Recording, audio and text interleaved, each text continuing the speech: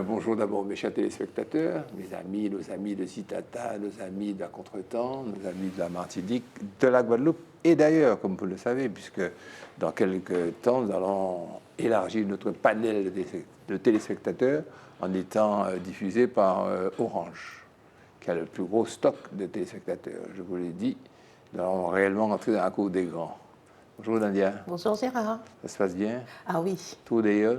Je suis une fan absolue. C'est vrai que le tour a été un petit peu entaché d'un côté un peu dramatique. C'est la vie. Mais en tout cas, d'un point de vue sportif et Ouais.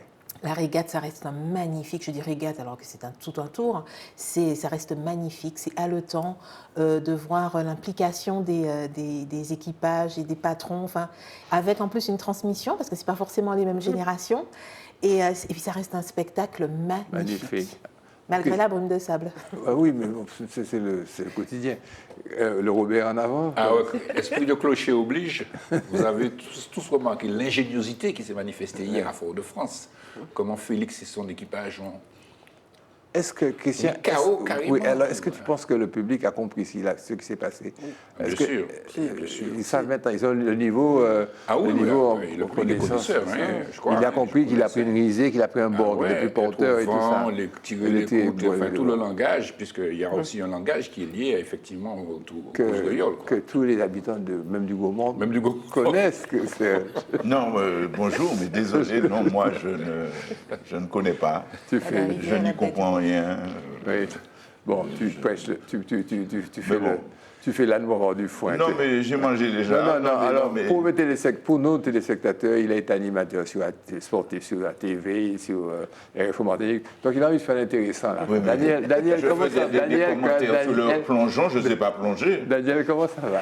Ça va très bien, je suis comme Nadia, je suis toujours aussi fan du Tour des Halles, mais je voudrais signaler à ceux et celles qui ne veulent pas regarder, que ça n'intéresse pas, qu'il y a une excellente exposition à Clément, à la Fondation Clément, avec Christophe Maire, Maï Clémenté, Alain Omis. Et donc, par conséquent, ils peuvent aller se promener. Le jardin est toujours aussi magnifique. Donc, il y a de quoi faire. Un petit coucou à Alain qui a eu des problèmes de santé, qui, je vois, s'est remis. Alain Omis, c'est maintenant mieux.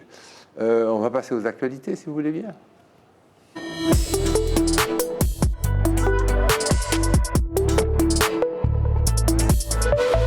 Alors, c'est vrai qu'au milieu de cette farandole de bateau, ces couleurs, ce goût de sel sous la peau, cette odeur de d'iode, ben, nous, on doit faire des choses plus ou moins sérieuses. Alors, excusez-moi, je suis désolé, mais je dois vous dire que le Sénat, parce que la rentrée, c'est septembre, le Sénat a voté le second volet de mesures en soutien au pouvoir d'achat. C'est quand même, parce qu'à la rentrée, il faudra payer les cahiers, il faudra payer les livres et tout ça. La réalité va nous rejoindre. C'est par le budget rectifié pour 2022 qu'il était prévu un bouclier tarifaire sur l'énergie. Ça nous concerne, même si on n'a pas l'hiver. D'abord, une remise de carburant à 30 centimes. Le litre en septembre-octobre, qui passera ensuite à 10 septembre. Ça, c'est pour l'Hexagone. Je ne sais pas si ici, la continuité territoriale, en s'agissant de cette réduction, jouera. En tous les cas, tous les fonctionnaires vont voir revaloriser leur point d'indice. Je ne sais pas, pour les retraités, non. Une enveloppe de 40 millions d'euros pour les banques alimentaires, ça nous concerne. Ça nous concerne directement, parce que vous savez que la Banque alimentaire ici distribue des millions de repas chaque année. Le Sénat a pérennisé également le rehaussement de 5 000 à 7 500 euros du plafond de défiscalisation des heures supplémentaires, c'est-à-dire qu'on permet de faire des heures supplémentaires et de ne pas payer d'impôt là-dessus, donc c'est une forme d'aide au pouvoir d'achat, vous avez compris. La Haute Assemblée a aussi voté la possibilité pour les entreprises de racheter aux salariés les jours de RTT, mais celui ou celle qui me succède va en parler plus complètement. Mais ça, c'est fait, c'est acquis. Laissant la liberté, on va en discuter plus tard, je ne développe pas. Une proposition de résolution a été signée par une quarantaine d'élus de gauche qui a condamné le régime d'apartheid. On oublie ça un petit peu, nous, le nez dans le guidon de nos problèmes, mais il y a ce grand conflit palestino-israélo-sionisme, etc. Bon, on en reparle un petit peu. Le régime d'apartheid d'Israël contre les Palestiniens. Comparaison faite comme étant un régime institutionnalisé d'oppression, de domination systématique par un seul groupe racial, Là, au Parlement, hein, avec tout ce qu'on a réglé, bon, enfin, on peut comprendre que le monde concerne aussi nos parlementaires. Et à l'occasion d'une question au gouvernement, le député apparenté Meyer Habib, il s'est emporté contre les NUPES, enfin contre ils les appellent les islamo-gauchistes de LFI. Il a dénoncé, pas du NUPES, il y a des socialistes qui sont très pro-Israël, mais de LFI. Il a dénoncé la résolution immonde, c'est comme c'est fait, de 37 députés de NUPES, cette fois-là, illustrant selon lui une haine des Juifs et d'Israël. Et puis en réponse, le garde des Sceaux, il a boosté, il a upgradé, il a interpellé l'extrême gauche et pointé du doigt la proposition de résolution en question, que je vous ai parlé sur Israël, provoquant la sortie, du coup, de l'hémicycle, comme des petits soldats de plomb, de toute la NUPES, cette fois-là, tous les députés de la coalition de NUPES sont sortis, tous confondus, de l'hémicycle. Je trouve qu'ils s'amusent bien. Jusqu'à 4 h du matin, ils débattent avec frénésie. Il y a du monde au Parlement. Deuxième sujet, c'est le rachat des RTT. Comme on l'a annoncé, je présente le sujet. La réduction du temps de travail, ça s'appelle RTT, est un dispositif qui prévoit d'attribuer des journées ou des demi-journées de repos à un salarié. Cela s'applique si la durée de travail est supérieure à 35 heures par semaine et dans la limite de 39 heures hebdomadaires. Dernier commentaire, je me tirais pendant tout le sujet.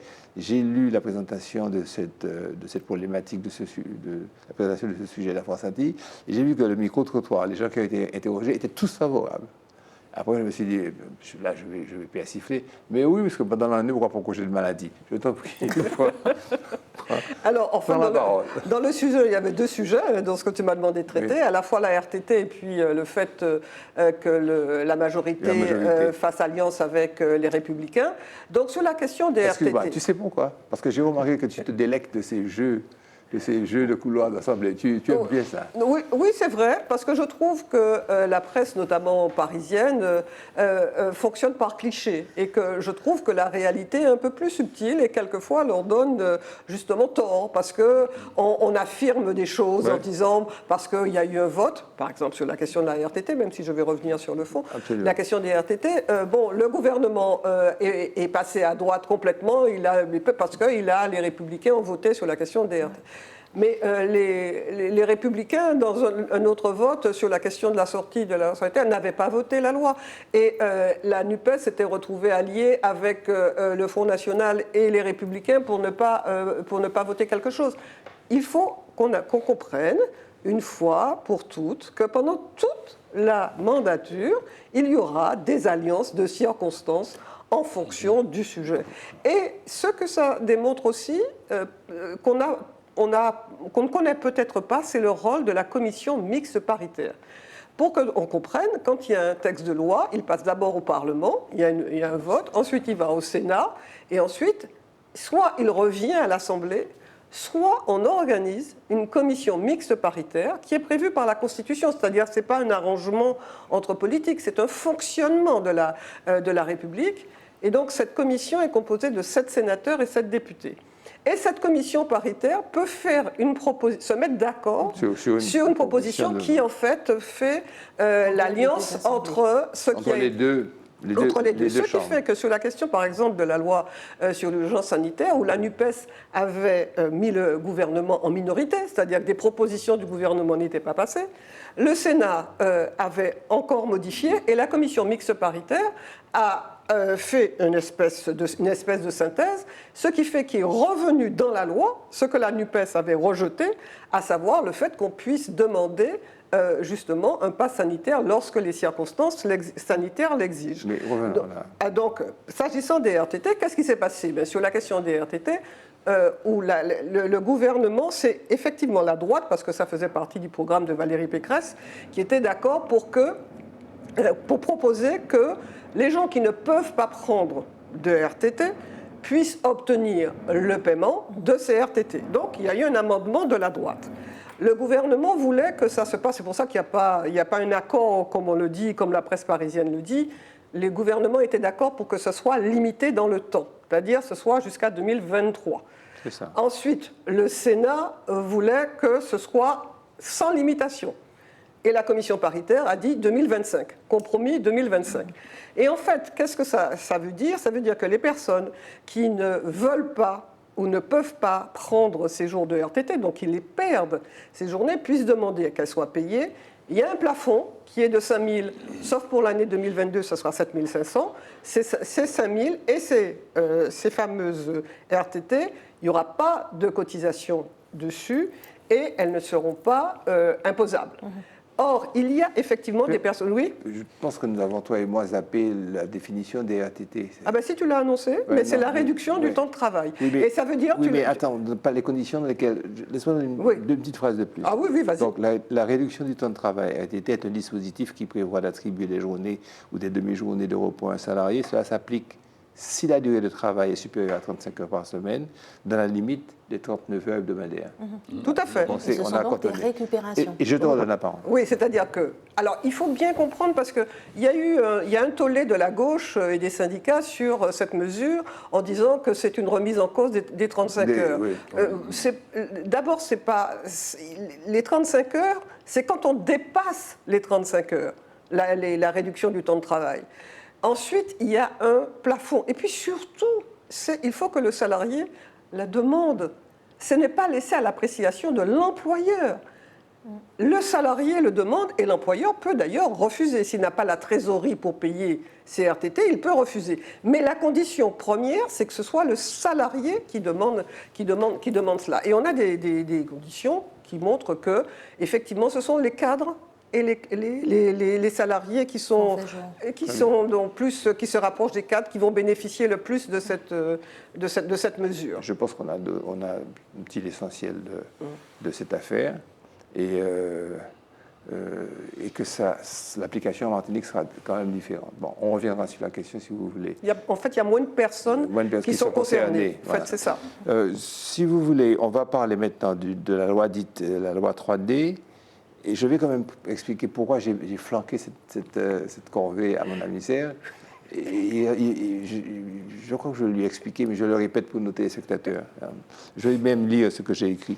On sait que les élus de la collectivité territoriale de la Martinique ont voté à l'unanimité la tenue de congrès pour mettre à plat les difficultés de la Martinique et proposer des solutions qu'ils mettraient en œuvre, si ça fonctionne jusqu'au bout, même si elles transcendent les champs de compétences définis par la loi constitutionnelle.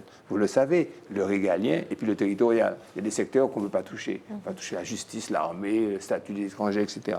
Aussi semble-t-il intéressant, et c'est pour ça que j'ai demandé à Serge, avec son esprit de synthèse et de concision, de procéder au survol des dispositions contenues dans la loi du 21 février 2022 relatives à la différenciation, la décentralisation, la déconcentration, et portant des mesures de simplification de l'action publique qui a été promulguée. Mais il n'y a pas encore les décrets d'application, parce que depuis, vous savez, il y a eu les gilets jaunes, il y a eu notamment le Covid aidant, puis il y a eu la guerre d'Ukraine, etc. Et puis les élections.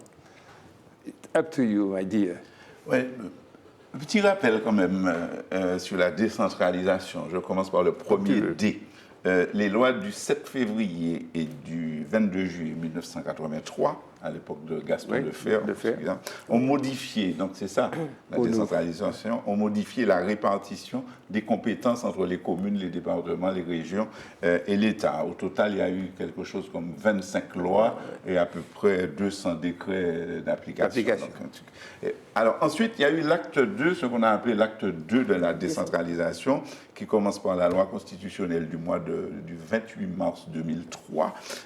Et la décentralisation est même inscrite à ce moment-là dans l'article 1er de la Constitution. Donc la France fait un pas en avant, puisque tout le monde sait que c'était Paris et le désert français. On appelle ça comme ça. Alors, qu'est-ce qu'elle fait, cette loi ? Elle consacre l'autonomie financière des collectivités territoriales en recettes et en dépenses, et la possibilité, deuxièmement, il y a plein de choses, mais j'ai sélectionné la possibilité d'un référendum local, que je n'ai jamais entendu personne utiliser ça, mais c'est pas grave. Et la possibilité de déroger à une loi à titre expérimental. Ça, c'était déjà en 2003. En août 2004, on rajoute un peu, on attribue de nouvelles compétences aux collectivités, notamment sur le tourisme, la formation professionnelle, le développement économique, l'enseignement, et puis d'autres encore.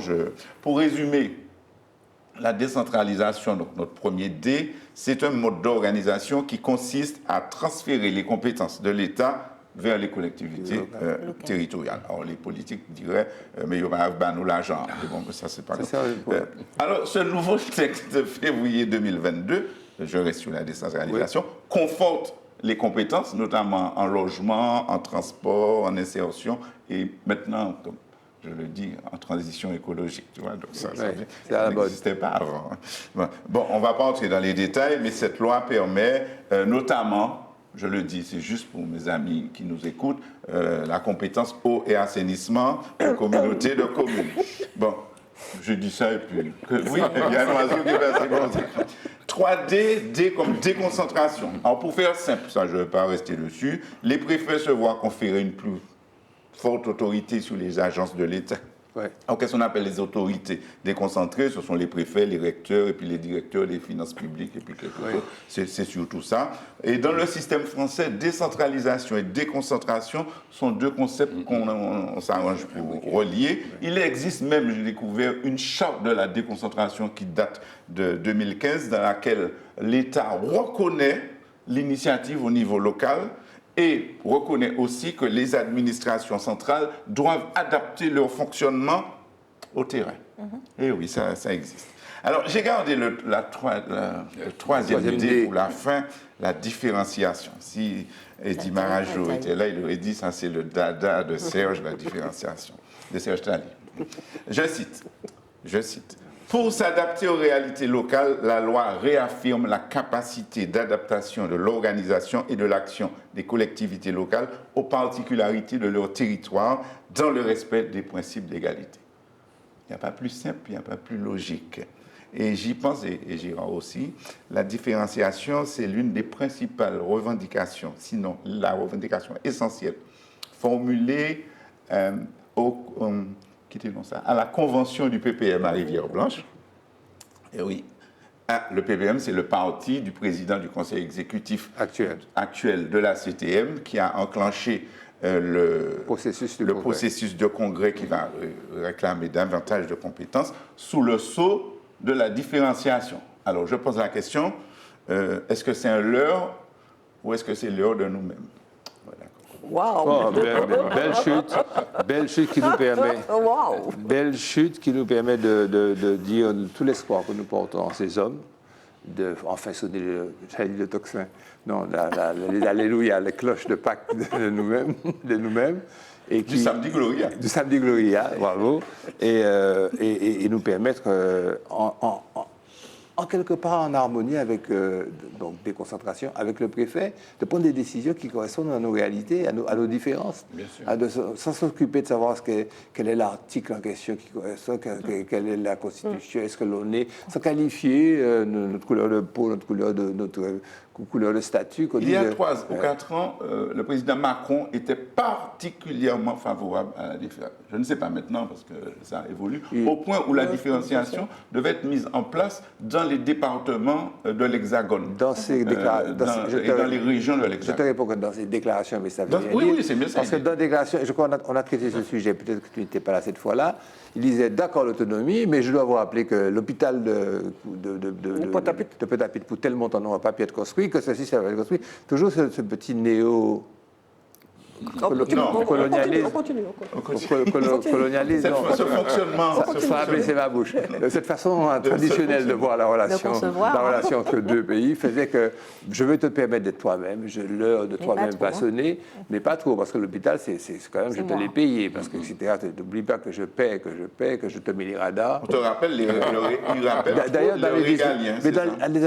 dans les dispositions, c'est pour faire plaisir à Christian. Tu as vu que dans la loi 3D, que la décision des radars, elle est laissée aux collectivités. Tout à fait. C'est bien. Tout à fait. Alors, les routes appartenant à la collectivité territoriale, c'est elle qui gère les radars. C'est elle qui sorti de chez moi pour arriver ici, j'ai 9 radars. Donc, Christian m'a pas parlé ballon. Nadia m'a pas baillé ballon, j'ai dit ça comme ça, mais on parle. Tu traite de ton sujet qui porte sur les sargasses. Mais je t'en prie. Oui, je l'ai annoncé. Alors, ce lundi 1er août, Jean-François Carenco, le ministre délégué aux Outre-mer, a réuni un COPIL. C'est un comité de pilotage de COPIL.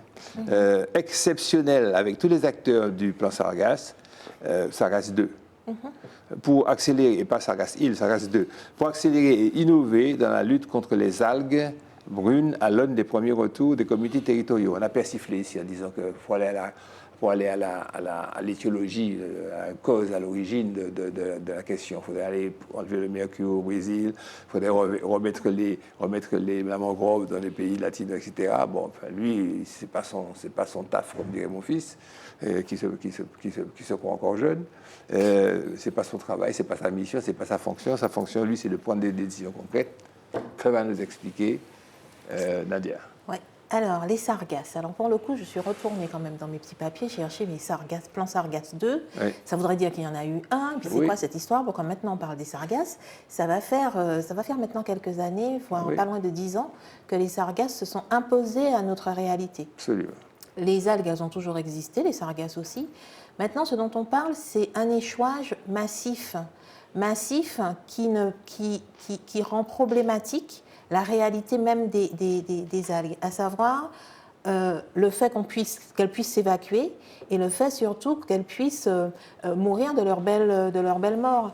Or, il se trouve qu'elles sont... La formule est téméraire. Elle est osée, surtout pour des algues, mais parce que ce sont des organismes vivants. Oui. Ce sont des organismes vivants dont la quantité... voilà, ça dépasse les schémas habituels. Les schémas habituels, c'est quoi? C'est qu'elles se décomposent et donc il faut arriver, elles se décomposent et par conséquent émettent un certain nombre de gaz et autres. Et elles impactent l'environnement, donc l'environnement marin, puisqu'il y a un certain nombre d'organismes qui ne peuvent plus vivre et qui sont étouffés par leur nombre. Elles impactent l'extérieur, l'air ambiant, puisque en se décomposant, elles émettent des gaz qui oxydent et corrodent tout l'environnement électrique à côté. Là, je parle des habitations avec leur électroménager, par exemple.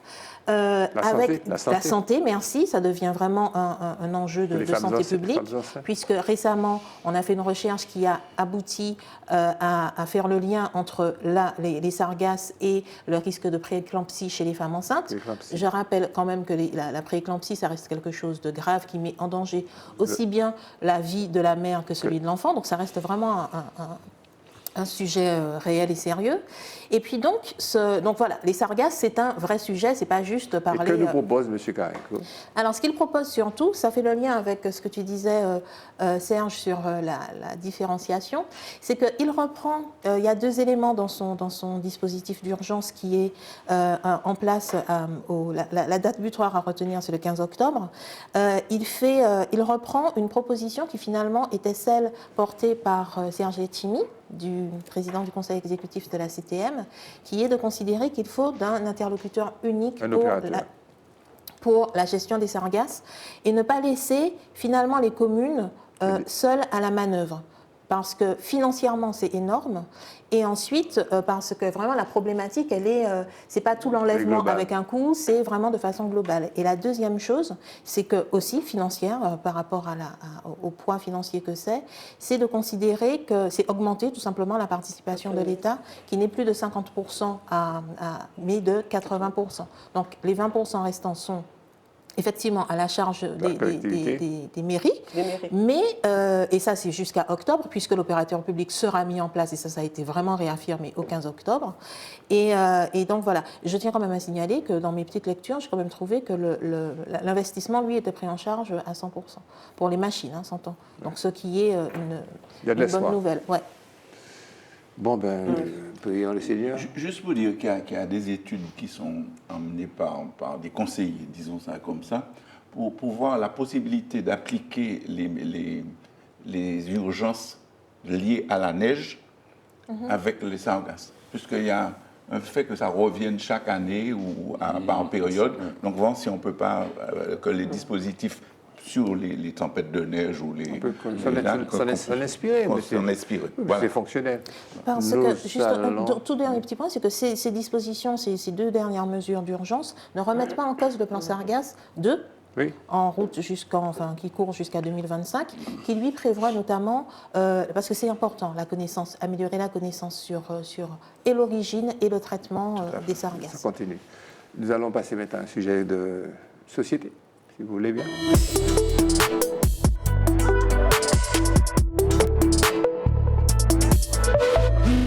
Alors, une enquête publiée dans la revue Nature montre que les liens d'amitié entre enfants issus de classes sociales opposées permettraient aux plus modestes de gravir plus facilement l'échelle sociale. Cette assertion, à première vue, ressemble fort à la théorie économique du ruissellement. Savoir que cette théorie selon laquelle la richesse de certains bénéficierait par ruissellement, par écoulement naturel à l'ensemble de la communauté. Mais il semble que des enquêtes qui ont été faites, c'est une proposition qui tient la rampe. Christian va bien nous expliquer ça. J'espère. En fait, c'est une enquête effectivement qui a été faite à partir d'utilisateurs de Facebook. Ouais. Il y a eu 84% des personnes interrogées de 25 à 44 ans. Il y a eu 21 milliards de liens d'amitié qui ont été étudiés. Analysés, ouais. C'est extraordinaire. C'est quand même. précieux, là. C'est gigantesque. Hein. On dit qu'il y a rarement eu des enquêtes d'une telle ampleur. Ouais. Mais effectivement, comme tu le disais, la proximité qu'il peut y avoir entre des gens de classes sociales différentes favorise effectivement une certaine forme de mixité et de progrès des et de progrès, absolument. Alors, il a été notamment indiqué que ça doit aussi se manifester à travers des logements sociaux, par exemple une politique des logements sociaux, de création d'espaces publics ouverts permettant la rencontre des gens, et puis la diversification dans les établissements scolaires. Ce sont 3 pistes qui peuvent favoriser cela. Alors, créer le lien d'amitié entre les riches et les pauvres serait le meilleur moyen pour permettre à l'ascenseur social de fonctionner. Alors, ces expérimentations-là sont faites aux États-Unis. Alors, il y a quand même pas mal de petits exemples.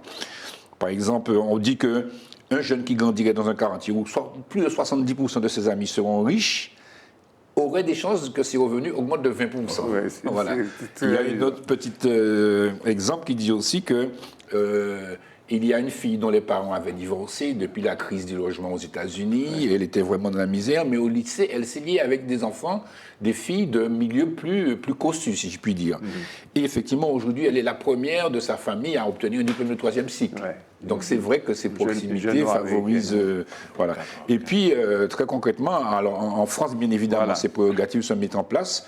Et depuis 2017, ils ont mis en place en France plusieurs opérations de ce genre. Et par exemple, à Toulouse, après la fermeture de 2 collèges pour défavoriser, on a constaté que 4 ans plus tard, ces collèges avaient sensiblement augmenté, si vous voulez, le taux de réussite. Par la répartition vers d'autres collèges. Par la répartition vers d'autres collèges, absolument. Oui. Voilà. Donc c'est vrai que c'est... Alors, il y a un terme que j'ai bien aimé, c'est... Il faut espérer. Même dans un établissement, mixer les enfants dans les classes. Oui, c'est ça. Ils emploient un terme de la connectivité économique. Ouais. C'est vrai que cette connectivité sociale favorise effectivement... Mais pourquoi pas? La nature humaine est tellement complexe que les schémas classiques, peut-être qu'on a bien vu, de lutte carrée des classes, on a changé, qui les ouvriers, tout ça a évolué, donc... On peut espérer. En tous les cas, il y a des... Je peux remarquer que le service militaire avait un peu cette fonction. Avait un peu cette fonction. Moi, je peux le témoigner. Je peux en témoigner parce que j'ai fait mon service militaire. Tu n'as pas fait ton service, toi? Non, je ne l'ai pas fait. Par contre, j'ai vu le film Parasite et je vous invite tous à le voir parce qu'il traite joliment de ça. Et il est visible sur plateforme. Ça y est, j'ai placé mon cinéma. C'est une obsession. On va demander à la juriste pas de service, mais de nous expliquer le rebond qu'il y a malgré les nombreuses déceptions judiciaires des protagonistes et des tenants de la réparation.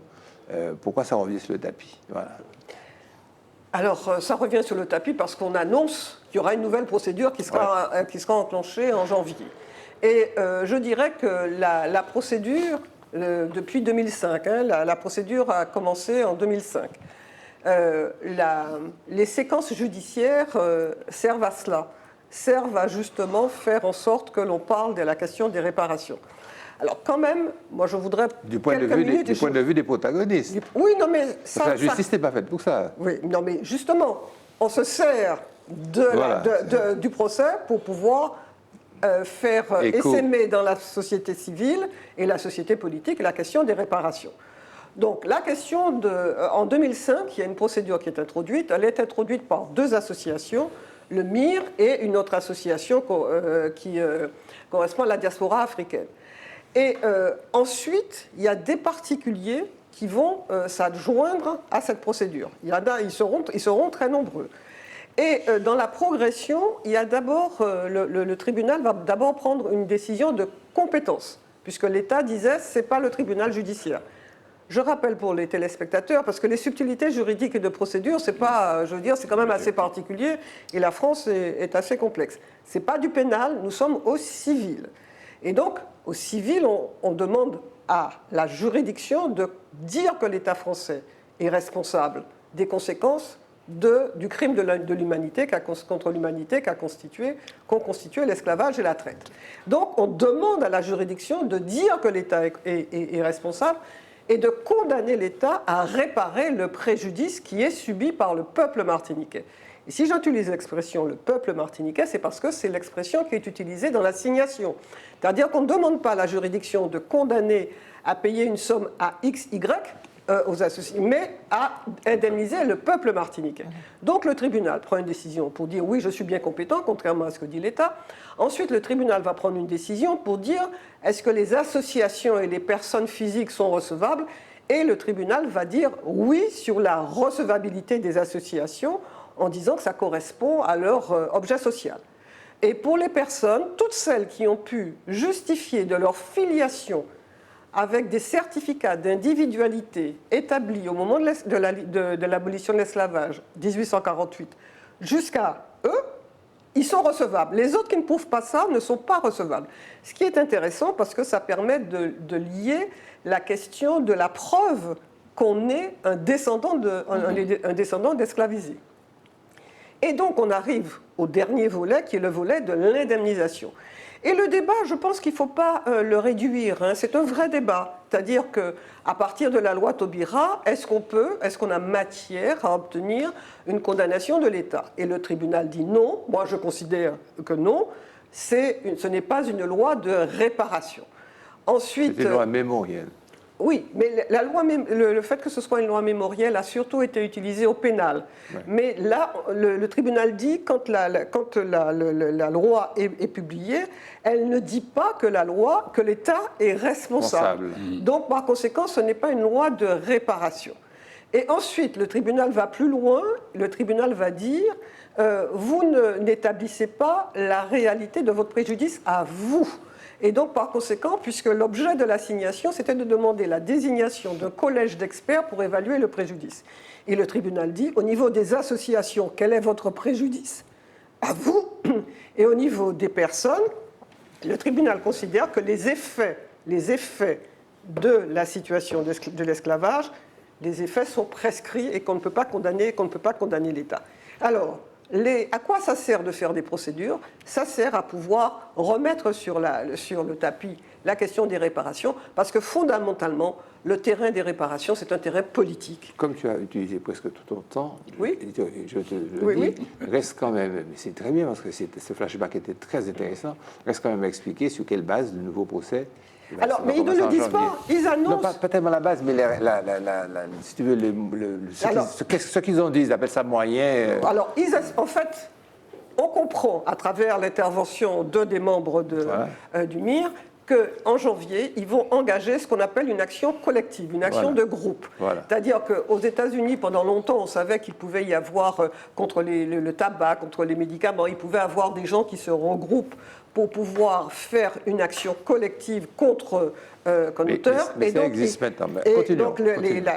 En France, mais c'est surtout en matière de consommation que ça a été prévu en France. Donc en janvier, ils vont faire en sorte qu'un certain nombre de descendants, pas seulement français d'ailleurs, mais également de la Caraïbe, puissent introduire cette procédure. À mon avis, sans plus de... Il n'y aura pas plus de succès. Hein. Non, mais personne ne vous a demandé votre avis. Ah, ça, je le donne. On vous demande simplement d'expliquer. Surtout qu'ils disent, nous allons introduire sur les mêmes arguments. Donc, attention, c'est ce que j'ai noté dans la déclaration. C'est-à-dire que si le fondement juridique est différent, mais les argumentations sont les mêmes. Avec une petite nuance, parce que cette façon trop juridique d'apprécier les choses et de tout de suite les rejeter le bébé avec l'eau du bain, et d'expliquer que tous les peuples qui, à un moment ou un autre, ont été asservis, ou dont l'asservissement a été causé ou été perpétuées par la France sont habilités. Alors ça veut dire Sainte-Lucie, ça veut dire certains pays sont habilités à venir se constituer partie civile. Oui, c'est ça alors l'élément, non, à mais mon c'est pas avis. partie civile, c'est pas du pénal, nous sommes au civil. Oui, mais c'est ça le juriste. Le juriste, il pinaille. Mais il faut que... Non, je ne pinaille pas, il faut que les téléspectateurs... ne faisons pas la ne faisons pas différence. non, mais on va faire la formation juridique ailleurs. Ce que je veux dire, c'est que ça sera une étape supplémentaire dans la discussion, la prise en charge dans la société tout entière. Donc ce n'est pas le résultat du procès qui est important, c'est le fait même de faire le procès. Alors, et d'obtenir des résultats au niveau politique, comme la création de mémorials, de musées, l'ouverture des archives. Et donc, par exemple, on a vu le Memorial Act en Guadeloupe, et il y a la question du fameux mémorial aux Tuileries avec le nom des esclaves. Voilà. Alors, le propre du juriste français, c'est de se dire, au pénal, on dit se constituer partie civile, au civil, on demande réparation. Et puis là-dessus, on reste bloqué. Mais sauf que le propre aussi du système de fonctionnement de la justice française, c'est qu'on change le nom des choses, le nom des juridictions. C'était le tribunal de grande instance. Comment ça s'appelle maintenant? Le tribunal judiciaire. Le tribunal d'instance. Comment il s'appelle maintenant? Mais c'est même pareil, là, même côté, hein, c'est la même fonction, mais on change le nom. Et puis le juriste suit, parce qu'il faut qu'il suive, parce qu'il faut qu'on se comprenne. Bon, passons à la culture.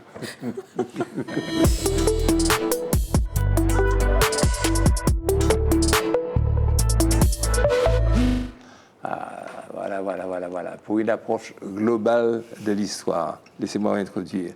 Pour nous, Martiniquais, qui avons connu l'histoire par le biais des programmes de l'école française, cette question est fondamentale. Faut-il que nous nous contentions de l'histoire de France, de celle de l'Europe ou encore de celle du monde? Qu'en est-il de notre propre histoire? Tout cela pour dire que l'enseignement de l'histoire n'est pas neutre, n'est pas banal, que ce n'est pas chose simple. En quelques minutes, mon cher ami, c'est Tali. Oui, parce que le sujet, c'est d'apprécier ce qu'on appelle l'histoire globale par rapport à notre histoire. L'histoire globale, c'est un courant de l'historiographie qui essaye d'aborder les phénomènes historiques par une approche globale. Globale, il y a globe. Et cette histoire se caractérise par un changement de perspective et remet en question les chronologies et les orientations affirmées. Donc on le prend dans la globalité. Pour faire encore plus simple, cette histoire-là, son ambition, c'est de décloisonner les histoires nationales, partant du principe que l'histoire ne peut pas se limiter à l'histoire nationale, l'histoire d'un pays, étant relié, connecté à d'autres pays, enfin aux autres pays, pour faire encore plus large. Le problème qu'il aborde, Gérard, c'est que depuis très longtemps, l'histoire qui s'impose au monde, à notre monde, vient de l'Europe, dans notre cas, de la France plus précisément, et que cette histoire se révèle être la traduction toute simple de ce que l'Europe, la France, pour notre cas, a voulu imposer au reste du monde. En ce qui nous concerne, encore plus précisément, c'est la Troisième République qui a forgé ce qu'on appelle, de temps en temps on dit ça ici, le roman national, dont on parle comme c'est une espèce de fiction à caractère pseudo-scientifique. Voilà. Bon, il y en a qui sont fâchés. Non, mais c'est la fameuse histoire des gagnants. C'est la fameuse histoire des gagnants. C'est une histoire fabriquée pour, disons, comment dire ça, exacerber une certaine fierté nationale en cimentant les populations autour de concepts même imaginaires. Tout Français apprend l'histoire de France officielle, c'est la période de nos ancêtres les Gaulois de mon enfance, un passé révolu. Répétons-le quand même, c'est un passé qui est révolu, puisqu'il y a certaines lois qui imposent une adaptation des programmes scolaires en Outre-mer, et ça depuis 2000, depuis 1999, depuis 2000. Bon, si on a enseigné ça encore en Martinique, c'est la personne qui a un problème par le programme. Revenons à l'histoire globale.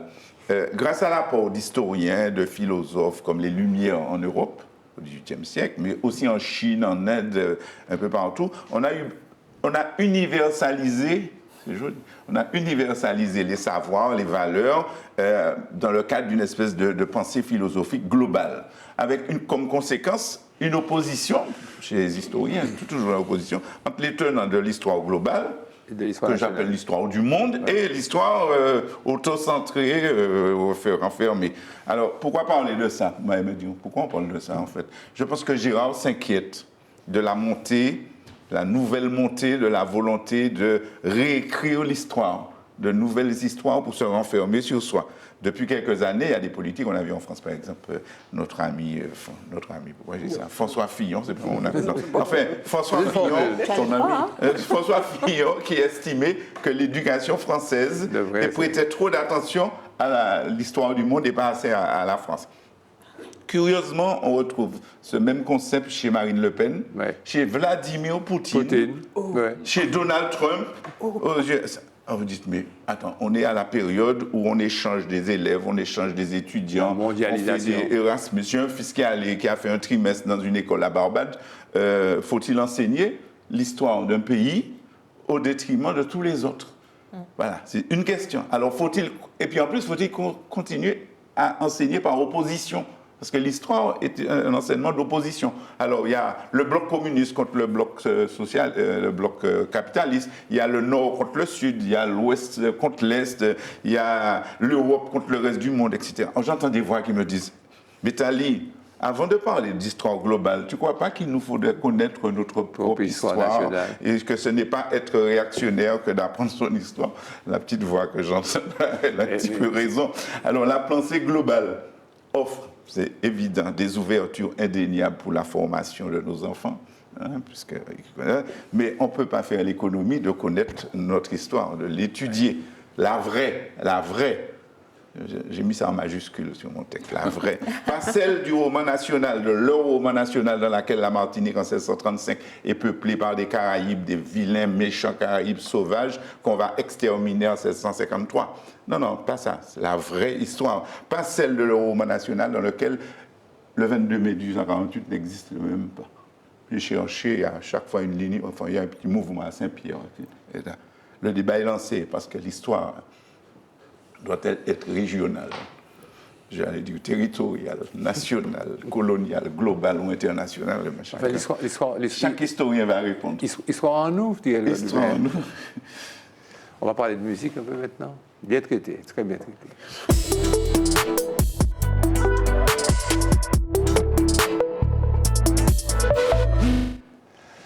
Nadia, on y vient l'histoire. Au cinéma, pardon. Oui, alors, donc tu vas nous parler d'un film qui s'appelle Les Crimes du futur. Il est sorti en salle le 25 mai 2022. Il dure 1h47 minutes. C'est un film de science-fiction, c'est un thriller, épouvante, horreur, drame. Je t'en prie, vas-y. Et c'est un film de David Cronenberg. Je serais obligée d'en parler. Oui. Et tu sais quoi? Il y a même une bande-annonce. Mais oui, c'est toi qui dois la lancer. Ça y est.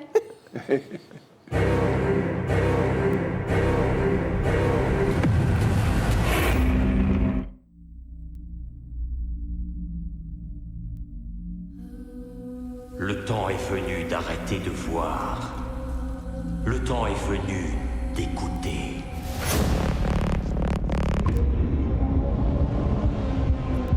Un nouveau monde se dévoile.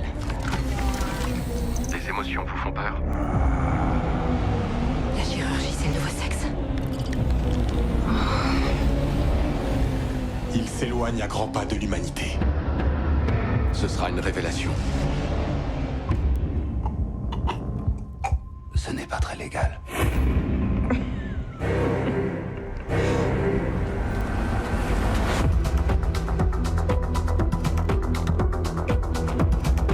J'ai ressenti le désir de me faire couper le visage. Vous ne voulez quand même pas tuer votre partenaire? Il faut aller plus loin. Ce sont des légendes. Guide-nous jusqu'au cœur des ténèbres. Sommes-nous devenus obsolètes? Peut-être.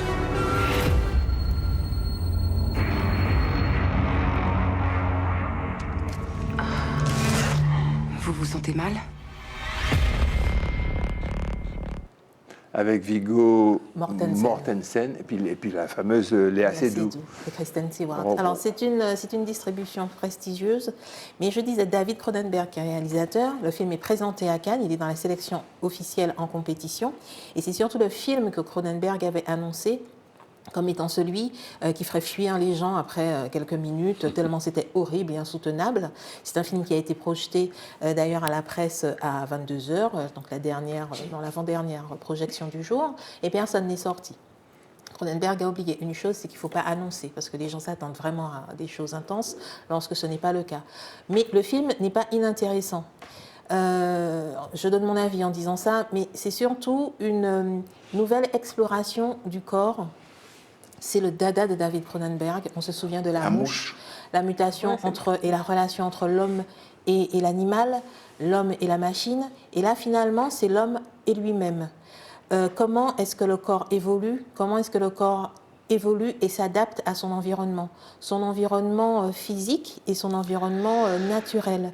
La nature, on sait ce qu'elle devient.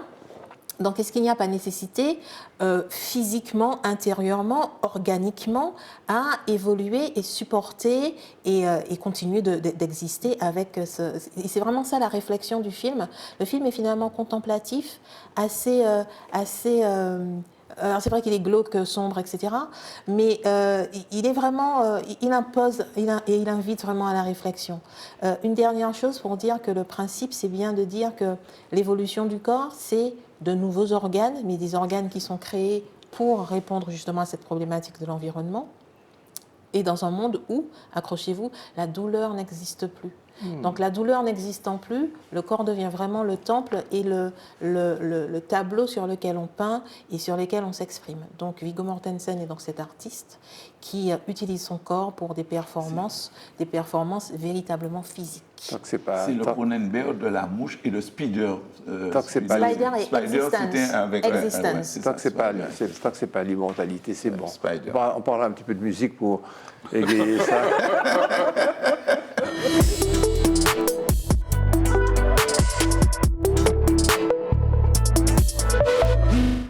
Je te laisse tout ton quota de temps, je ne présente même pas, je ne lance même pas Stélio, je te laisse faire, Christian. Déjà, merci Gérard.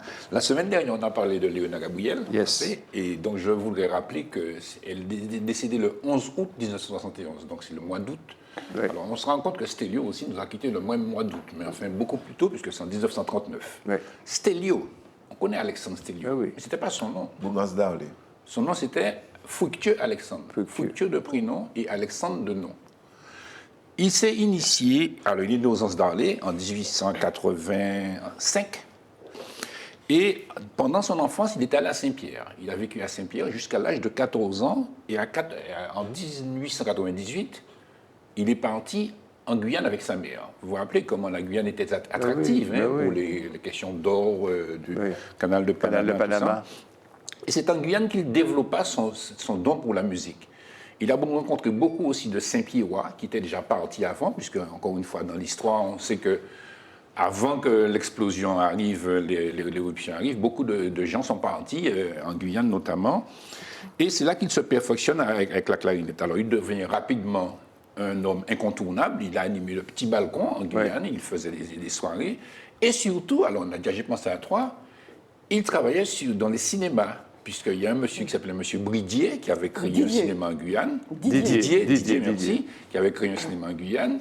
Et en ce temps-là, les cinémas étaient muets. Et on mobilisait des musiciens qui faisaient la musique. En live, donc. En live. Alors, soit ils recevaient les partitions, où ils travaillaient les partitions avant, ou bien soit ils improvisaient en live. Donc, il n'y avait pas encore ce cinéma parlant, ni avec, effectivement, de la musique. Wow. Absolument, ça, c'est un élément intéressant. Donc, pendant la lecture du générique, par exemple, les musiciens jouaient. Alors, après la fin de la guerre mondiale, M. Didier est revenu à la Martinique et il a créé un cinéma à la Martinique. Il a fait venir Alexandre Stélio. Et il a commencé à jouer et puis il jouait un peu partout. C'est à cette occasion qu'il a rencontré Ernest Léardé. Et ils ont commencé à jouer, ils ont formé des orchestres. Et progressivement, alors un jour, il y a un révérend qui s'appelle le révérend Pierre Baumann, qui rencontre Stélio et Léardé, et puis qui leur dit « Mais qu'est-ce que vous restez faire ici ? Vous avez de l'or dans vos mains. Vous avez un son que personne n'a. Allez à Paris, allez en France, vous allez avoir du succès. » Et c'est ce qu'ils font. Le 27 avril 1929, Stélio et Léardé partent dans un bateau qui s'appelle le Pèlerin de la Touche. La volonté de ces deux musiciens, c'est être les ambassadeurs de la musique martiniquaise en France et en Europe. On peut écouter un petit peu leur musique? Ah oui, très volontiers. On va commencer par Serpent Maigre, on va continuer, ensuite par Serpent Maigre, vous allez voir pourquoi. Si la technique veut bien.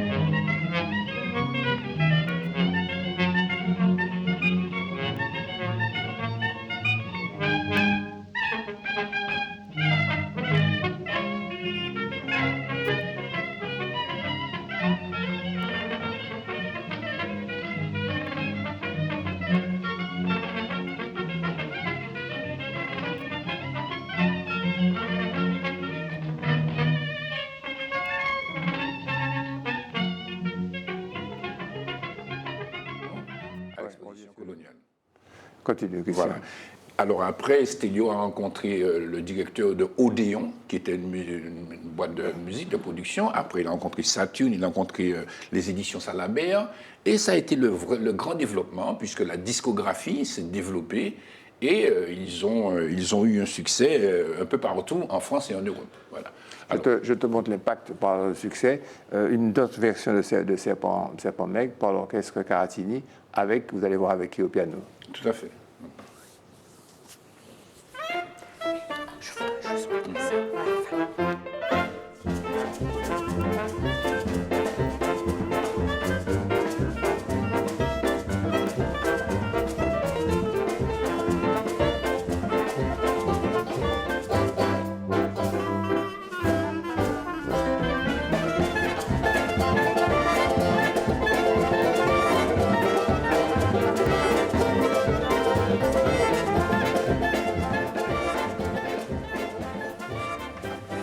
Puisqu'on fait vraiment presque un cours de musicographie, ça existe, c'est passé là.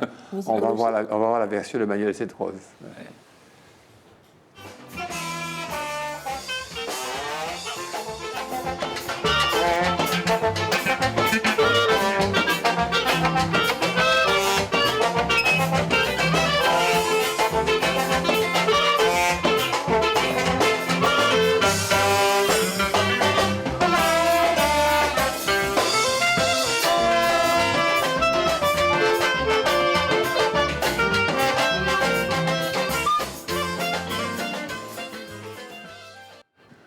Alors, on aimerait ajouter, effectivement, alors, dans les titres de Stelio, il y a Serpent Meg, il y a Tissitron. Est-ce que tu connais Tissitron? Oui. Oui, Moi, ce que je préfère, c'est pleurer, pleurer, Chabin. Il y a pleurer, pleurer, Chabin. Absolument. C'était mon indicatif. Il y a l'aménagement quand même. Alors, je vais faire un petit clin d'œil à Gertrude Steiner, parce que Gertrude Steiner a repris beaucoup de morceaux de Léonard ou de Stelio.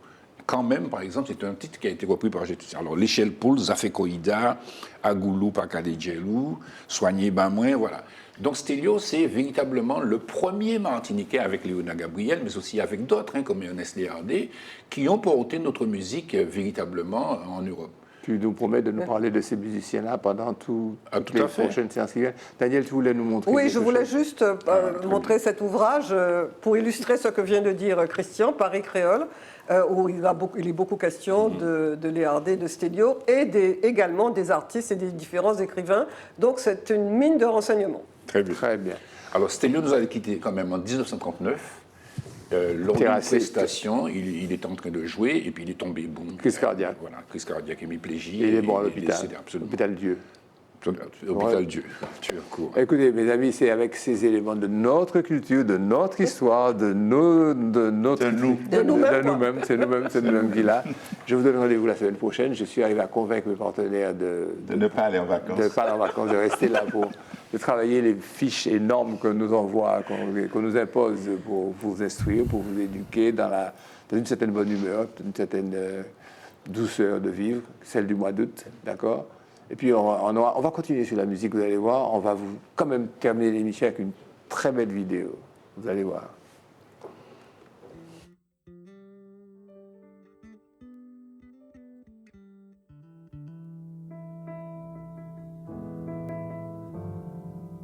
Thank you.